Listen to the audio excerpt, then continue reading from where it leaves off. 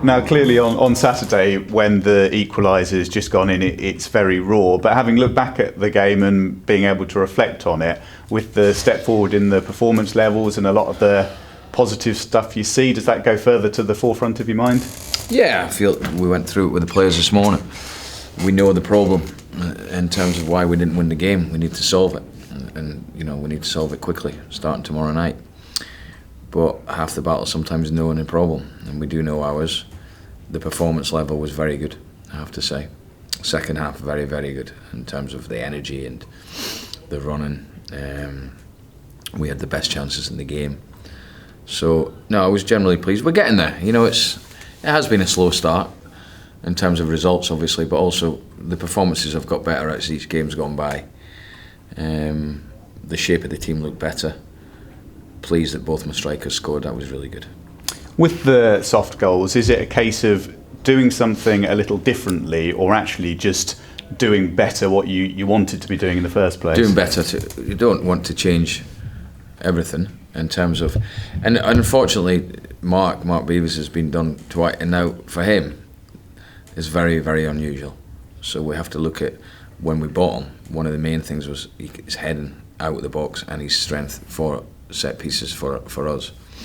So it's very strange for him, and he spoke to him this morning. Listen, I'm sure it'll be stopped. And we were talking about the partnerships last Thursday. Once again, Marcus Maddison, Ivan Toney combining for the opening Posh goal. And it must be great to have two players that just have that relationship where they know what the other wants. I think they've got a very good relationship on and off the pitch. They get on well off the pitch. The good thing about them is, and then hopefully this is where we'll get more out of Mo, when he starts knowing exactly where Marcus is going to play balls, the timing of his passes. I think there was one in the second half where Ivan's movements, he knows where Marcus is going to put it. He's put it in behind him. We should have got a free kick. So they've got that connection, which is, for Ivan, it's great because Marcus will provide the quality. There's no doubt about that. You've seen that in both our goals. So once Mo gets to know that a bit better, would like to think that it'll help him as well. Yeah, and it's a good marker, isn't it, when you're talking about those partnerships for some of the other players to say, look, if you can do what Marcus and Ivan do on a regular basis, this is what can be achieved. Yeah, I think with Marcus playing in that position behind the strikers, whoever it is, Dembele can come off the bench, you've got Kanu. I think they'll know that they've got someone behind them. If he gets enough time in the right areas, he'll provide decent quality. And there maybe wasn't so much the chance to do it at the weekend, but one of the bonuses of starting with the midfield diamond, it's nice when you look behind you and you've got the likes of Joe Ward and Siriki Dembele on the bench, and you can really quite significantly change things in terms of the shape if you want to. You can. You've got two real wide men there, so you'd be doing the opposite sort of thing. In saying that, within the diamond, we do get width in it, and we work on that as well, so it's not too one-dimensional. But I felt the shape of the team was better. And, we started the season with a front four of, very, very good players. That's a front four, you think. But obviously, when you play a different formation, one or two, maybe at times I'll have to miss out. Yeah, and you were speaking about getting midfielders in at the weekend.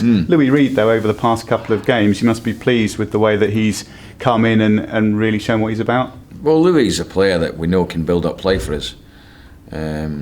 He's the one that you would probably say is different to the rest. We've tried different things in there. We started the season with Jordan Boyd.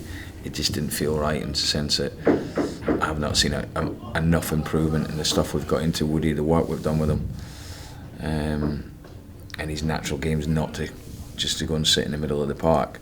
But again, I go back to the reason for that is I wanted the front four in the team. So things pan out that you have to make changes as a manager. I've always been one that has played different formations. So I think with Louis Reed, he is a good player for building up play and dictating play at the bottom of that diamond, and I thought he did well Saturday. I thought he got better as the game went on. From what you were saying at the weekend, though, another midfielder is ahead of another striker in your shopping list if you can get something done. Yeah, we're clear that we've brought in 10, one or two are added to the ones already. Have been added to sort of list where they can go and get other clubs, but we're clear that we want another central midfield player, and we have been trying since May.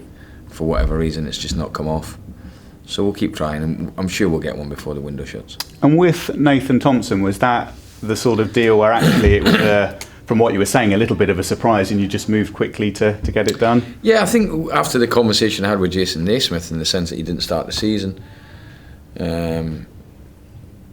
I had to go away and do my job after the conversation, which all remained private with Jason, but certain things I had to think, okay, I might need another right back. But we were sat before the game at Oxford on the Tuesday night, the cup match, the chairman and I and Barry, and his name came up because he'd been at Bristol City and expected a deal that fell through for whatever reason, and we just jumped on it very, very quickly, I have to say, and did the deal really quick. And with him, it's not just about clearly what he will bring with his ability, but quite nice to have someone who's been there and done it and brings a little more experience. Yeah, I think that's you can't get enough of those. He's been promoted, he's won a league, he's been in the playoffs in this level with Swindon as well.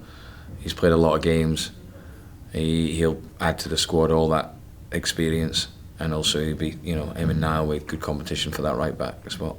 With the likes of Jason and Alex, are you getting close with moving some of those players on? I know we've been talking about it for a while now. Well, with all of them, we're hopeful that, we've almost got 9 or 10 available now, and clearly we need to hope that they go out and get on with their careers. And for some of them, it might be a case that they have to take a cut in salaries and things like that, but that's a choice they have to make. They have to get on with it. Yeah, because presumably there'd be no shortage of clubs that would take them. They'll be a really good fit for someone.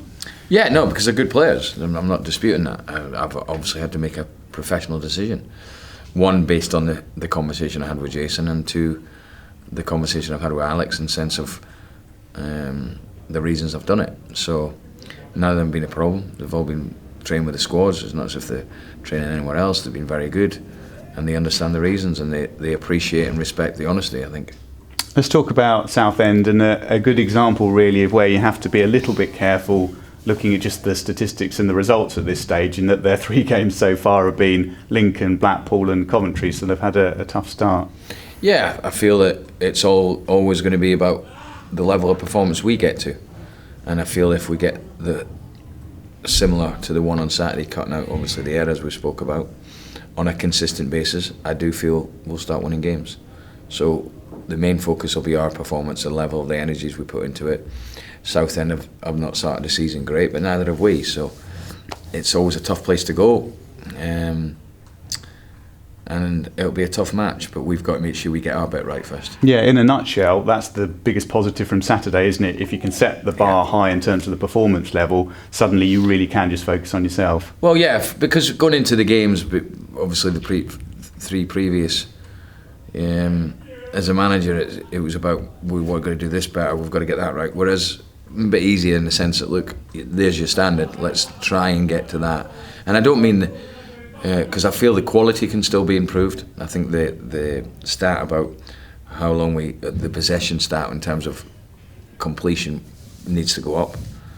I still feel we can have more control with the ball, but certainly what I was pleased with was one, the desire and the character, because after 4 minutes on Saturday, we've lost 3, we're 1-0 down.